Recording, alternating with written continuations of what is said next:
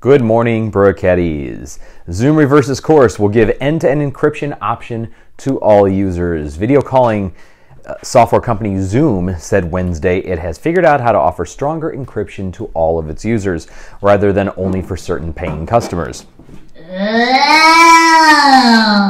Yeah, now all those Kahoot sessions with Graham and Aunt Jenny, we can have them encrypted so no one can see them. No one can log in. How do you like that? Wait, what?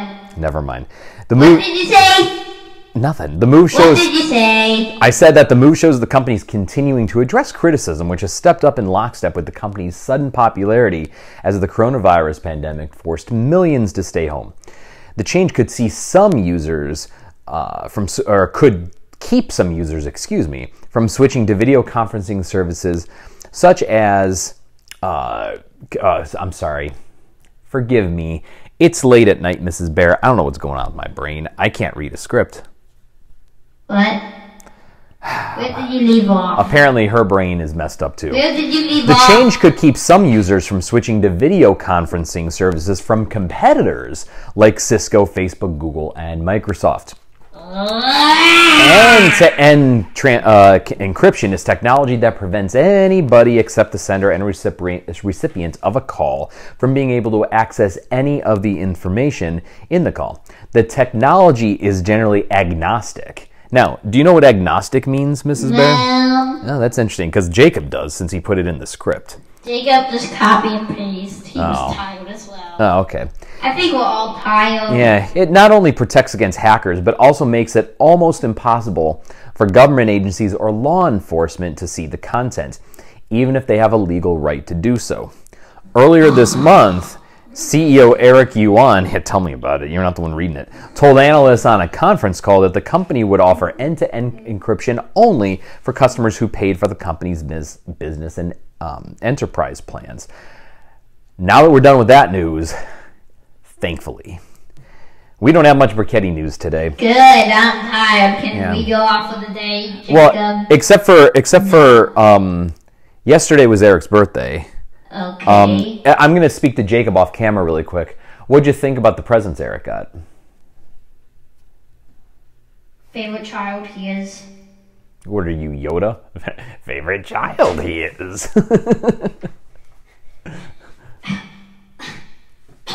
I gotta go whack Jacob on the back really quick. Hold on. He's choking. No. Okay. All right, we're good. Uh-oh. I think we're having a visitor. Whoever knew that our special guest just crashing the set here, Darth Vader, has the same exact Mid-Atlantic 2020 invitational shirt that Jacob has? Who would have thought you'd be wearing it on the same day? I don't think that's the sound Darth Vader makes.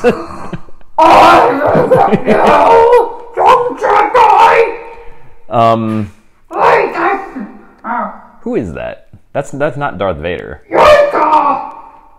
Oh, Yoda. Okay, so Yoda's wearing a Darth Vader mask? Oh, no! Okay. Anyway, yeah, so last week or 2 weeks ago, somewhere around there, we had a very popular segment called Gardening with Julie. So we thought we'd introduce that back and have an update on how the plants are doing. So get ready, get set to watch Julie's thumb turn green. Yep. Get ready, get set, and golden. And we're going to see Gardening with Julie coming up next here on Good Morning Brocchettes. Stop making the noise, Mrs. Bear. It's annoying. But I want to. Can we just go to the segment?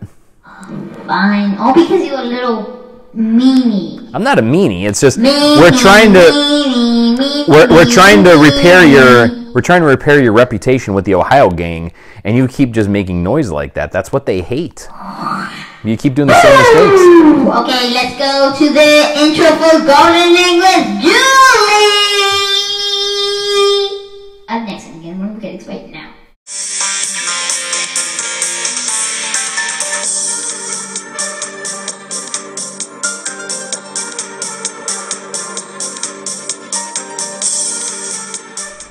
Hello everyone, and welcome to Gardening with Julie, the second edition. We are going to give you an update on our progress this summer so far with our plants and herbs. Well, let's start over here with a tomato plant. Look at how robust this has become. It has gone up significantly since last time we have shown you. And this is just due to a little bit of water by Jacob and a tiny bit of Miracle Grow. This one has not yet started producing any tomatoes. I believe it is a Roma plant. In our basil, though, for some reason, it has been stagnant. I am not sure as to why the basil has stopped at this level, but it clearly has. Now let's move over to the cilantro. The cilantro is extremely populous this year. The concern right now is you can tell it is about to go to seed. When it goes to seed, it turns into coriander. Coriander is a spice that you will have to grind up. I do not necessarily want it to go to coriander, so I believe I do need to pluck some of this soon and make some stuff with cilantro. Anybody has any cilantro recipes out there, please send them our way. Up here is our parsley. I have used some of this parsley the other day in the macaroni and cheese, which was a bit spicy. Put some cayenne pepper in it, spiced it up a little too much. So the parsley is doing excellent. It's very plentiful and hearty. The rosemary we have not yet used, but it's also doing quite well. Down here is our jalapeno peppers. Concerned about this one. Do not like jalapeno peppers. They're a little too spicy for me. We had Chipotle today for lunch, and it was a bit spicy because I believe because of jalapeno in there. No, it was tomatoes. The tomatoes had the jalapeno in it. Okay, Mom, there's the peppers on this. Oh, there are a few peppers budding on it. Where? Yeah. Oh, there is a pepper. Who knew? As you can see, this little guy has already started forming. Excellent. Moving on to Sierra's weed. Sierra's weed is doing excellent. As you can see, the bottom leaves have all been eaten away. But now the weed has a friend. And so let's see how the friend does. Moving on to the next tomato plant. This is the thing that's like the fire roaster tomatoes for the salsa. It's doing actually very well too, except for the fact that part of the branches tipped over before I could stake it. So it's going rogue on us. And we're going to let it just keep going this way because I tried to put it up earlier with a post and that didn't work out well. And so I'm concerned. So we are just going to let it keep growing this way for some reason. But it does seem to be working. And it has 14 tomatoes on it. It has 14 tomatoes. As you can see here, the tomatoes are doing excellent. My concern with this one is that the squirrels will be starting to eat them. So we need to put our Irish Spring soap surrounding the tomato plant so that the squirrels do not get to it. Back here is our mint. This mint is doing excellent too. Oh, a little bit browning a little bit. I'm a little concerned about that all of a sudden. If you can just smell the mint. I'm thinking about making some mint chocolate chip ice cream with this. That'll be very tasty. Next up are the chives. The chives are doing well too.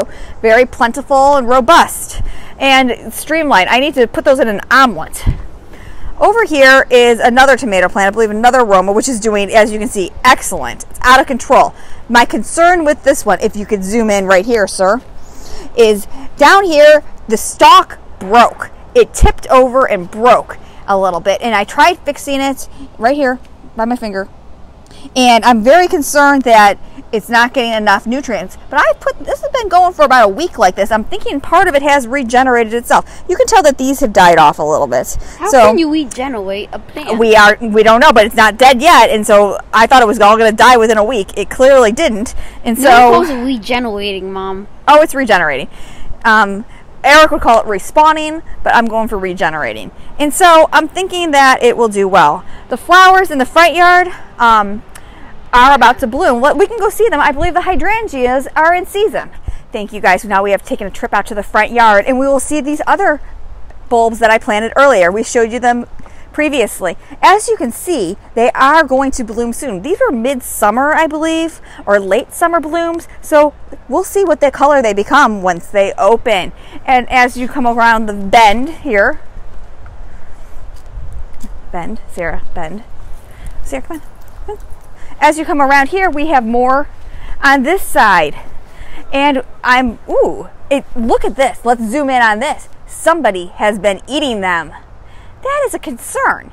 Who do we think has been out for their eating them? Jacob, I would like you to get the camera and be taping tonight And see, look, fresh. You can tell it is freshly eaten. I am concerned. Oh, I'm big concerned. Let's go move over to my hydrangeas.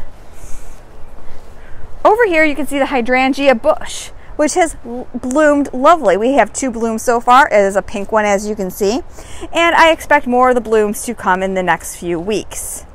So that is the situation. Zoom in on me.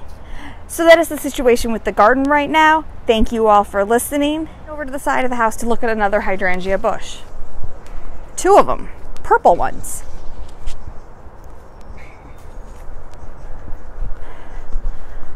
Over here, we have 2 more purple hydrangea bushes, blooming ever so nicely.